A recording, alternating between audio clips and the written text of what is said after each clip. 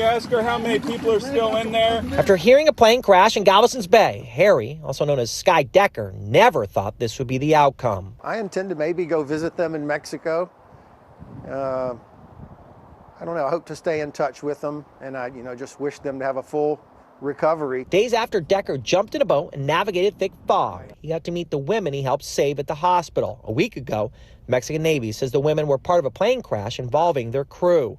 While the photos show smiles, Decker says there were prayers and tears, especially for the survivor who lost her young child. She was very traumatized, very traumatized. The other girl seemed to be doing much better, and she's in much better shape physically as well. An organization from Mexico says the plane was on a mission to bring a child to get burn treatment. Shriners Children's in Galveston says the family was heading there. Over the weekend, the organization from Mexico says both survivors are stable.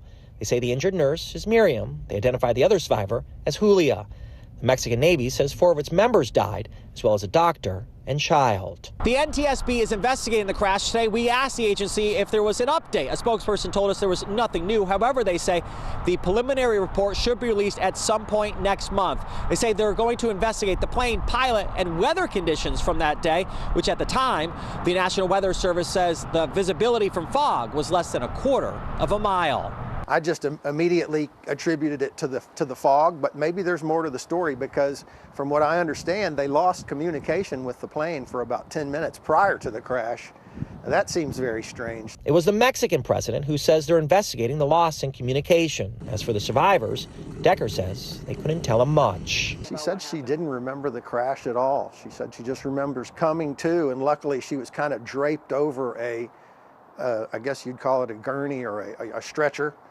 And so her head was out of the water. A position that allowed Decker to get her and pull her to safety. Now he's able to see her once again in an outcome he never thought was coming after he pulled up to the debris.